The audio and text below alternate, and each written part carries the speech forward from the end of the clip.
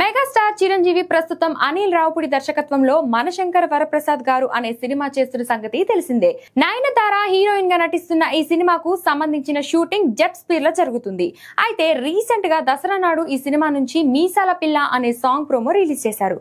కానీ ఈ ప్రోమోకి కాస్త మిక్స్డ్ రియాక్షన్ వచ్చింది.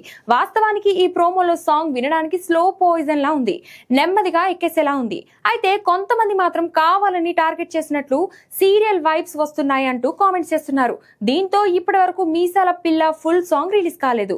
వాస్తవానికి ఆ లిరిక్స్ తో పాటు ఉదిత్ నారాయణ్ వోకల్స్ కూడా సాంగ్ కి మంచి బూస్ట్ తీసుకొచ్చేలా ఉన్నాయి.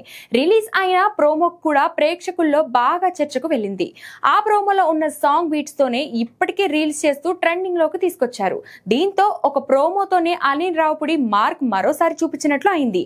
గతంలో ఆయన చేసిన సంక్రాంతికి వస్తున్నాం సినిమాకి గోదావరి గట్టు మీద సాంగ్ బాగా ప్లస్ అయింది. ఇప్పుడు ఈ సినిమా కూడా మీసాల పిల్ల లాంటి సాంగ్ గట్టిగా ప్లస్ అయ్యేలా ఉంది. ప్రస్తుతం హిట్ స్ట్రీక్ లో ఉన్న భీమ్ సిసిరోలియో ఈ సినిమాకు మ్యూజిక్ అందిస్తున్నాడు.